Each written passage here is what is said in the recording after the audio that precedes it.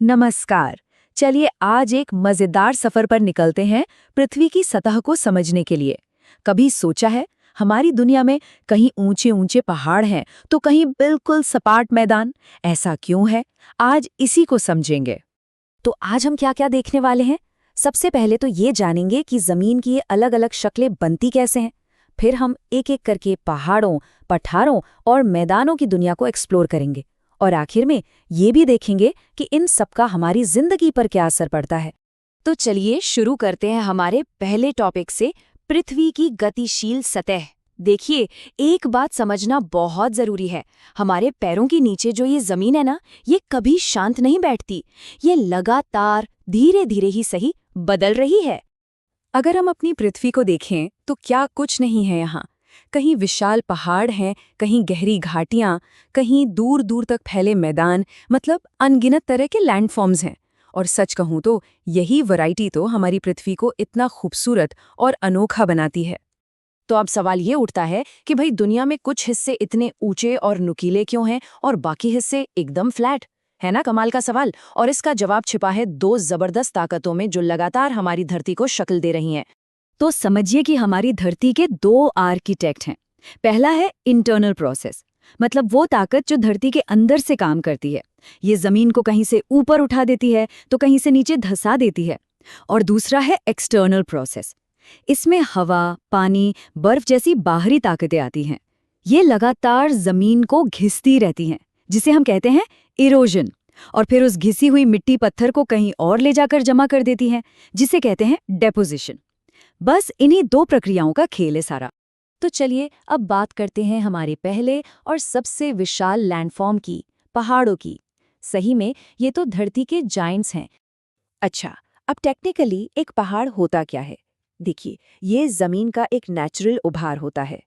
इसकी पहचान क्या है? ऊपर से चोटी यानी समिट छोटा होगा और नीचे बेस यानी आधार चौड़ा होगा। और हाँ, आमतौर पर 600 मीटर से ज्यादा ऊंचाई हो तभी उसे पर्वत की कैटेगरी में रखते हैं। वैसे तो पहाड़ कई तरह के होते हैं, पर हम यहाँ 3 मेन टाइप्स पर फोकस करेंगे: फोल्ड माउंटेन्स, ब्लॉक माउंटेन्स और वॉल्केनिक माउंटेन्स।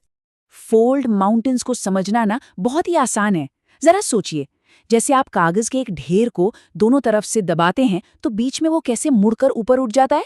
बिल्कुल ठीक इसी तरह फोल्ड माउंटेन्स बनते हैं। और ये सिर्फ कोई कागज का खेल नहीं है। असल में दुनिया की जो बड़ी बड़ी पर्वत श्रृंखलाएं हैं ना, जैसे हमारे हिमालय और यूरोप के एल्प्स, वो बिल्कुल इसी प्रोसेस से बनी है। इन्हें यंग फोल्ड माउंटेन्स कहते हैं और इसीलिए इनकी चोटियां इतनी ऊंची और नुकीली होती हैं। अब दूसरे टाइप पर आते हैं, ब्लॉक माउंटेन्स। जैसा कि नाम से ही लग रहा है, ब्लॉक, यहाँ जमीन मुड़ती नहीं बल्कि टूटकर ब्लॉक्स में बट जाती है। फिर ये ब्लॉक्स ऊपर नीचे खिसकते हैं। जो हिस्सा ऊपर उठ गया उसे कहते हैं होर्स्ट और जो नीचे धंस गया उसे कहते हैं ग्राबन। यूरोप की राइन वैली इसका एक परफेक्ट एग्जाम्पल है। और तीसरे हैं वॉल्केनिक माउंटेन्स।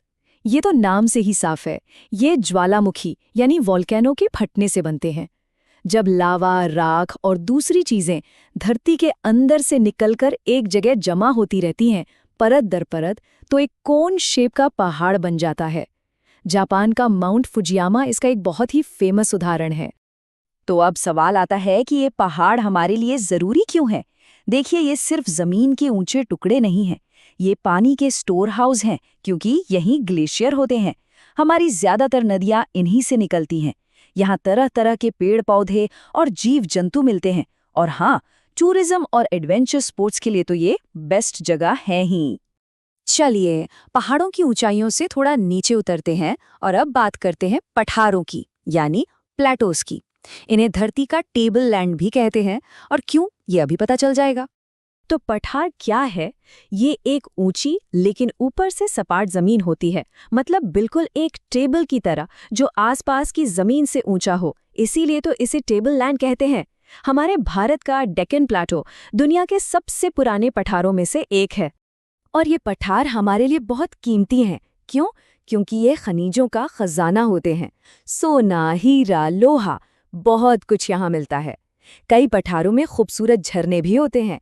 और हाँ, कुछ पठार जो लावा से बने हैं, उनकी काली मिट्टी खेती के लिए बहुत उपजाऊ होती है। पहाड़ हो गए, पठार हो गए। अब आते हैं हमारे तीसरे और आखिरी मेजर लैंडफॉर्म पर, मैदान यानी प्लेन्स।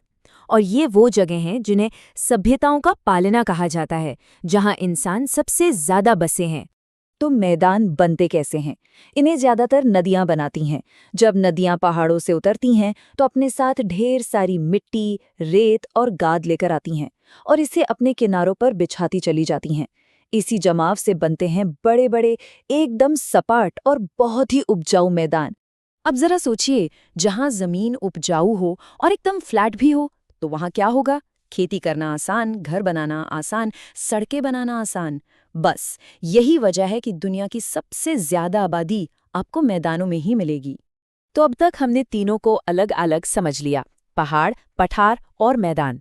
अब चलिए फटाफट से इन तीनों को एक साथ रखकर कंपेयर करते हैं और देखते हैं कि इंसानी जिंदगी के लिए इनमें क्या फर्क है।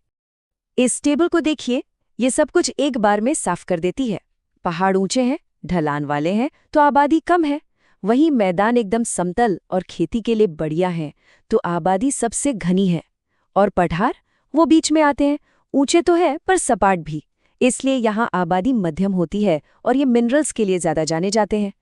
तो आज की हमारी इस चर्चा से हम क्या सीखें? कुछ की टेकअवेज हैं। पहली बात, जमीन की शक्लें हमेशा बदलती रहती हैं, इंटरनल और एक्सटर्नल फोर्सेस की वजह से। दूसरी बात, हर लैंडफॉर्म की अपनी खासियत है। पहाड़ पानी और बायोडाइवर्सिटी के लिए जरूरी हैं। पठार खनिजों का खजाना है और मैदान, वो तो खेती और इंसानी बस्तियों के लिए सबसे बेस्ट हैं। उम्मीद है इस पूरी बातचीत से आपको पृथ्वी के इन मेजर लैंडफॉर्म्स को समझने में काफ़ी मदद मिली होगी। अगर आप चाहते हैं कि हम एनसीईआरटी और यूपीएससी से जुड़े दूसरे टॉपिक्स को भी ऐसे ही आसान तरीके से समझाएं, तो हमारे चैनल को लाइक, शेयर और सब्सक्राइब ज़रूर करें। धन्यवाद।